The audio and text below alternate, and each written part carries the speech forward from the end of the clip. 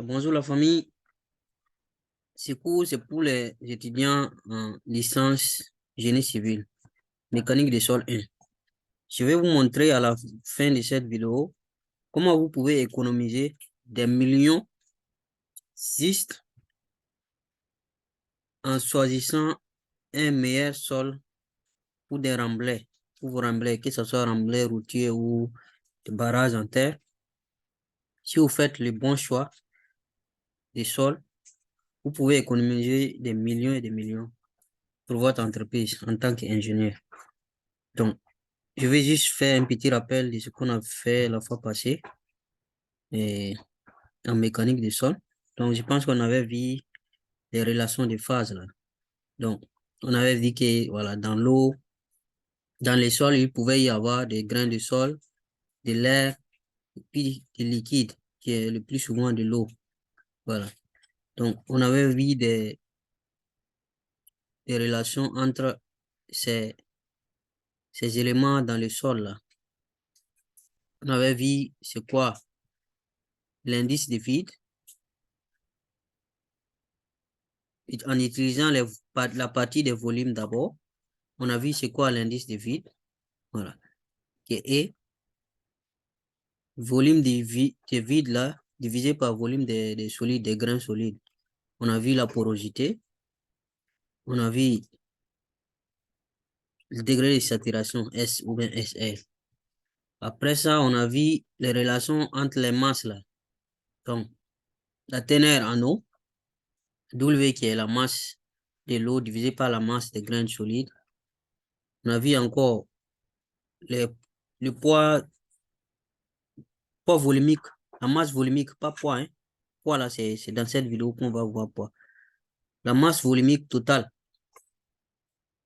la masse volumique des particules solides, ρS, et la masse volumique de l'eau. Donc, après, on a vu masse volumique sèche. Donc, ça, c'est uniquement la masse des grains solides là qu'on divise par le volume total. Et puis, la masse volumique, la masse volumique saturée, là, ρsat, ça veut dire que le volume, en réalité, le volume VT ici, là, c'est seulement le volume du sol et puis le volume de l'eau. Puisque c'est saturé, ça veut dire que l'air, là, son volume est zéro. Voilà. Et rho de Jauge, qui est volume moins volume de... Et masse volumique saturée moins masse volumique de l'eau. Tout simplement. On avait fait cet exercice-là, je pense. On avait fait 2 ou 3 exercices là. Et là, je vais juste revenir sur la dernière chose qu'on avait faite avant de se quitter dans la dernière vidéo. Ici, voilà, ces relations-là sont très importantes aussi en mécanique de sol. C'est vraiment très important. Il faut retenir ces relations-là. Voilà, c'est tout ça, les dernières. Donc, je pense que la fois passée, on s'était limité là. Donc, aujourd'hui, je continue. C'est la fois passée, on a vu surtout les masses volumiques. Donc, il y a d'autres ingénieurs qui préfèrent utiliser les poids spécifiques, les poids volumiques. Au lieu des masses volumiques, ils utilisent les poids volumiques. Donc, quelle est la relation entre la masse et puis le poids? Depuis le lycée, on a vu que le poids, ça fait masse multiplié par G. L'accélération de la pesanteur. Souvent, on vous dit de prendre G égale à 10. Souvent, c'est 9,8. Voilà. Donc, poids volumique, c'est égal à masse volumique multiplié par G. Puisque poids égale à masse fois G, l'accélération de la pesanteur. Donc, poids volumique sera égal à masse volumique multiplié par l'accélération de la pesanteur, la G. Donc, ce qui veut dire qu'on fait que multiplier les masses volumiques là par G pour avoir le poids volumique. La relation est simple. Voilà.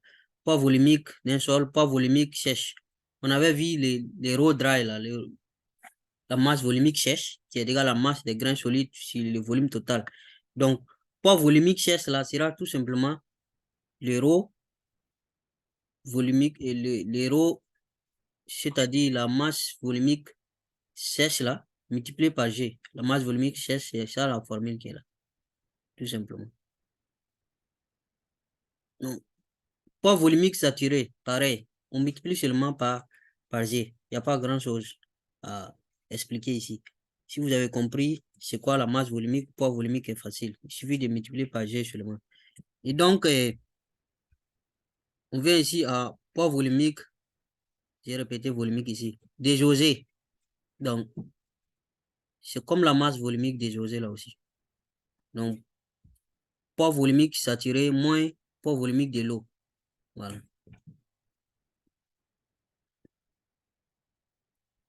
Ici, celui-là aussi, très important.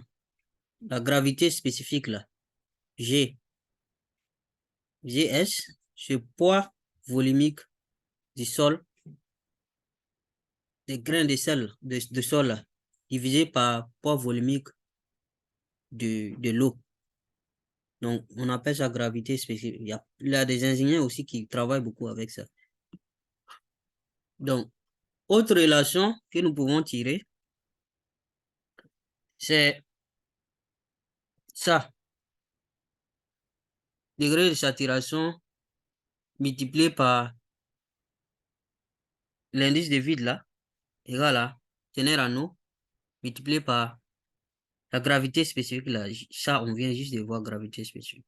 Ça, cette relation. On a cette relation aussi. Dry là, D, ici j'ai mis complètement en anglais. C'est rho, c'est gamma dry, gamma D. Donc poids volumique cherche là, c'est ça qui est là. Donc, il y a une relation entre les poids volumiques des grains solides et poids volumique sèche. On vient juste de voir ça ici. Entre ça et ça. Une autre relation encore qu'on peut tirer, c'est celle-là. J'ai un peu zappé la démonstration là, comment on obtient ces formules. Donc, peut-être c'est dans mes cours spécifiques là, je vais expliquer ça. Mais de toutes les façons, si vous connaissez la formule seulement, c'est souvent l'essentiel. Il y a une autre encore, ça c'est quand c'est saturé. Vous pouvez utiliser ça aussi. Encore, quand c'est sèche, dry. Voilà, les formules que vous pouvez utiliser. Donc, je vais vous proposer des exercices où vous allez pouvoir appliquer peut-être certaines de ces formules-là. Pas tous. Donc, on va prendre un premier exercice. L'exercice que je vais vous donner, ce n'est pas des exercices où vous allez seulement calculer les relations, là, calculer les choses sans savoir à quoi ça vous sert. C'est pas des bons exercices. Les exercices dont vous avez besoin, c'est des exercices pratiques, en fait. Voilà pourquoi j'ai écrit ici pratique. Donc, le premier ici, on vous dit un entrepreneur a compacté la couche de base d'une nouvelle route. Donc, compactage, là, il faut que le compactage soit bien fait. Voilà, les ingénieurs ils savent très bien. Et il a constaté que la valeur moyenne de l'échantillon de déchets, là, indique la teneur en eau, c'est 14,6% après compactage. Après, maintenant, la gravité spécifique, là, c'est 2,81. Maintenant, le poids volumique du sol, ça fait 18,2 kg et kilonewtons par mètre cube. Donc, cette route-là, dans les cahiers de charge, il est spécifié que l'indice de vide là doit être inférieur ou égal à 0,8. Voilà. Donc, ce sont les exigences du projet. Donc, après avoir mesuré, après avoir pris un échantillon sur la couche compactée là, vous pouvez facilement obtenir ces valeurs. on a vu la teneur en eau, vous pouvez facilement l'obtenir, hein. Voilà. Mais on va voir les expériences au laboratoire, comment obtenir ces valeurs-là. Après, gravité spécifique, on vient juste de voir. C'est le poids volumique des grains solides là, divisé par le poids volumique de l'eau. Donc, après, vous avez ici le poids volumique total. Donc, avec ça, on vous demande, est-ce que l'entrepreneur là, est-ce que il a respecté les cahiers de charges, les spécifications là. Donc, c'est simple. Il vous suffit de calculer l'indice de vide avec ces données-là. Et vous comparez l'indice de vide que vous avez calculé avec l'indice de vide qui est là. Donc, on peut utiliser cette formule-là très facilement. Voilà, je viens juste de vous montrer cette formule-là. Donc, dans cette formule, gamma égale à ça, vous pouvez facilement tirer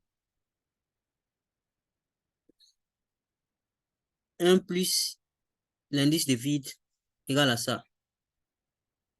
Voyez, non? Il suffit juste de tirer ça ici. Donc, après ça, vous pouvez tirer votre indice de vide là ici. Voilà, si les calculs sont bien faits, vous allez avoir votre indice de vide qui est égal à 0,74. Donc, on voit que l'indice de vide ici est bel et bien inférieur à 0,8. Donc, les exigences, les cahiers de charges là. Donc, ça veut dire que l'ingénieur a bel et bien respecté les cahiers de charges. Donc, ça, c'est le premier ici que je vous propose. Le deuxième ici, bon, celui-là n'est pas trop intéressant parce que c'est pas trop pratique. C'est ce genre d'exercice-là que je vais éviter très souvent parce que ça, vous le faites sans savoir à quoi ça vous sert. Par exemple, on dit le poids volumique humide d'un sol, 16,5 kN par mètre cube. Sachant que la teneur en eau est 15%, gravité spécifique qui est 2,7. On demande de trouver le poids volumique sèche, la porosité N là, degré de saturation S et la masse d'eau qu'il faut ajouter pour atteindre la saturation. C'est-à-dire 100% saturé. OK. On va essayer de donner des éléments de correction. Donc d'abord, ça c'est rapide, hein. Voilà, cette formule-là. Le poids volumique sèche là. Vous faites le poids volumique total là, humide là, sur 1 plus la teneur en eau. Ça, vous avez tous les éléments ici. Il suffit juste de calculer. Vous voyez? Deuxième question.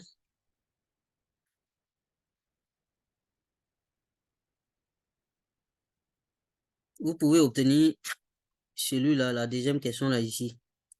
La porosité là. Donc, la porosité, en utilisant cette relation, vous obtenez, on vient juste de le faire même d'ailleurs. Et si vous avez E, avec les E, il y a cette relation. Je pense que dans les premiers cours même, j'ai donné cette relation-là, la relation entre N et E. Donc, il suffit juste de remplacer et puis vous calculez. Donc, comme on a SE égale à ça, la formule, on vient juste de donner ça, on peut calculer le degré de saturation en utilisant la teneur en eau, la gravité spécifique et l'indice de vide. Très simple. Et ça, maintenant, le poids saturé, là. Ça, la formule est là. Vous appliquez seulement et puis c'est bon. J'aime pas trop ce genre d'exercice parce que c'est pas pratique. Donc, on va aller à un exercice plus pratique. Donc, ça, c'est pour calculer l'eau qu'on peut ajouter pour atteindre le degré de saturation 100%. Là. Voilà. Donc, voilà le vrai exercice dont je vous parlais au début. Comment reconnaître le bon sol pour les remblais, pour économiser des millions. Voilà. Donc, on vous dit, vous êtes un ingénieur de projet sur un grand projet de barrage, par exemple. Donc, le volume total de votre barrage là. Ça, vous pouvez l'estimer, vous pouvez, sur le barrage en terre là, on peut, avec la forme géométrique, on peut calculer le volume du sol qu'on a besoin. C'est facile. Donc, après le calcul, on trouve que c'est 5, 10 puissance 6 mètres cubes. Exemple, les remblais qu'on a besoin pour notre barrage. Donc, remblais compacté, hein, de manière que le compactage, là, après compactage, l'indice de vide final du barrage là, soit égal à 0,8. Voilà. Ce sont les exigences des cahiers de charges. Donc, votre patron vous donne la mission d'aller décider d'acheter les terres pour venir faire les remblais. Donc, quand vous partez, vous trouvez, il y a 3 fournisseurs, 3 carrières, 3 fournisseurs, voilà. Donc, chacun a ses prix. Le fournisseur A vous dit, donc, lui, il vend à 5,28 $ par mètre cube. Mais l'indice de vide de son sol, c'est 0,9.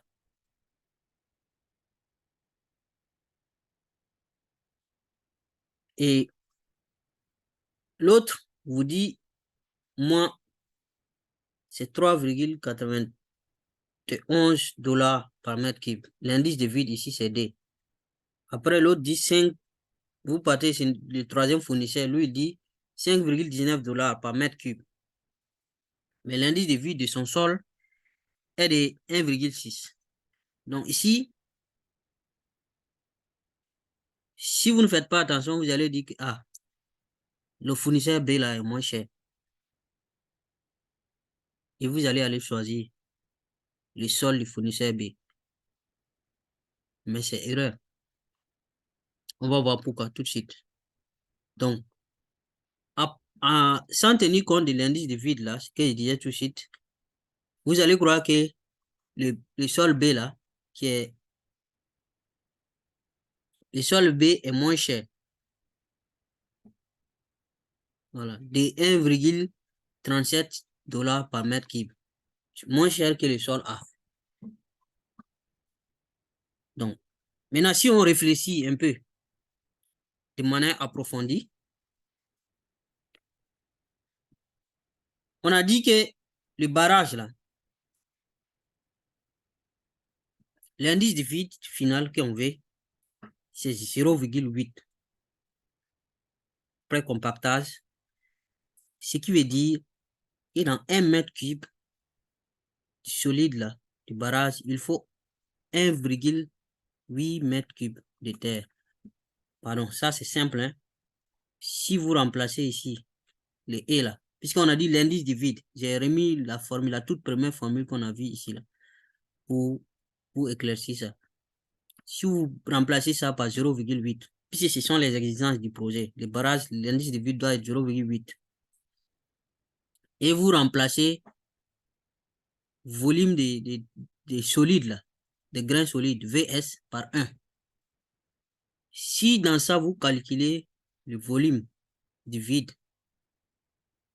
c'est-à-dire 0,8 ici, multiplié par 1, vous allez trouver que ça fait 0,8 exactement. Mais le volume total, ça fait volume du vide plus volume des sols là. Donc, volume du vide qu'on vient de calculer qui fait 0,8 là en utilisant cette formule là, plus 1. On a dit 1 mètre cube de solide. Donc, le total va faire 1,8 mètre cube. Donc, c'est-à-dire, pour ce barrage là, vous devez prendre un volume total de 1,8 mètre cube et vous compacter pour que ça fasse 1 mètre cube. C'est tout simplement la signification physique des salles de l'indice de vide. C'est tout. 0, quand l'indice du vide est égal à 0,8, ça veut dire qu'il faut prendre, si vous prenez un volume de 1,8, vous devez faire enfoncer ça de telle sorte que ça puisse rentrer dans un contenant de 1 mètre cube. C'est la signification physique de l'indice de vide comme ça. C'est tout. Donc, il faut que vous le cherchiez. Donc, si on prend le sol A, ça veut dire qu'avec le sol A, si vous avez compris cette phrase en bleu là, le reste, je pense que je peux aller vite. 1 mètre cube de sol A, pour les grains solides, pour avoir 1 mètre cube de grains solides du sol A, il faudra donc 1,9 mètre cube de remblai. Puisque le sol A, si vous vous rappelez, l'indice du vide est de 0,9. Donc, en utilisant la relation que je viens de faire là, vous allez trouver que le volume de vide, ça fait 0,9. Donc, 0,9 volume de vide plus volume de sol, grain solide qui est 1. C'est ça qui fait volume total de 1,9. Donc, on fait pareil avec les deux autres sols aussi, le sol B et le sol C, le fournisseur B et le fournisseur C. Voilà ce qu'on obtient. Donc, pour 1 mètre cube de solide, on a besoin de 3 mètres cubes de remblai. Pour 1 mètre cube de solide, pour le fournisseur C, on a besoin de 2,6 mètres cubes de remblai pour ce sol. Donc, rappelez-vous que notre barrage ici, le total, c'est 5,10 puissance 6 mètres cubes. Donc, si vous voulez savoir la somme totale que vous devez dépenser pour remplir votre barrage là, pour le fournisseur A, c'est simple. Le 1,9 de remblai qui est là, le volume remblai pour 1 mètre cube qui est là, divisé par celui-là, pour le barrage 1,8, et vous multipliez par le volume total de votre barrage qui est 5,10 puissance 6 là. Maintenant, vous multipliez par le prix par mètre cube, qui est 5,28 $ par mètre cube. Donc, voilà ce que vous obtenez. 27 900, approximative, hein. Bon, c'est pas la somme exacte. Peut-être il y a des trucs. Voilà, mais vous pouvez calculer, voir. Après, pour le sol B, voilà ce qu'on trouve. 32 600 000. Voyez la différence? Et l'autre, le sol, c'est 37 millions. Donc, si vous n'avez pas considéré l'indice de vide là, et vous sautez directement, vous dites que, ah, patron, le sol qui est moins cher ici, là, c'est le sol B. Parce que là-bas, 3,91 $ par mètre cube. L'autre, là, c'est 5. Donc, c'est la qualité qui compte. C'est pas la quantité. Donc, vous voyez que en faisant ça, le fournisseur A, là, est moins cher d'environ 4,7 millions, 4,7 millions de dollars par rapport à celui de B.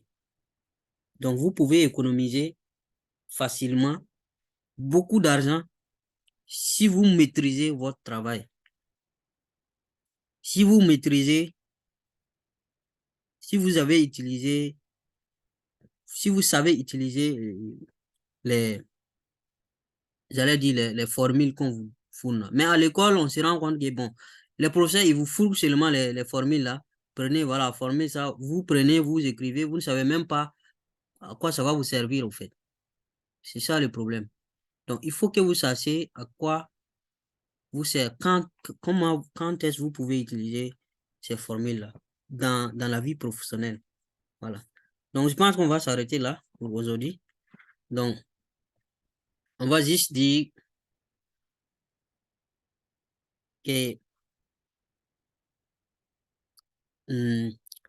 apprenez à savoir, à poser les questions souvent, les professeurs, cette formule-là, à quoi ça va nous servir dans, dans la vie professionnelle quand on va commencer à travailler.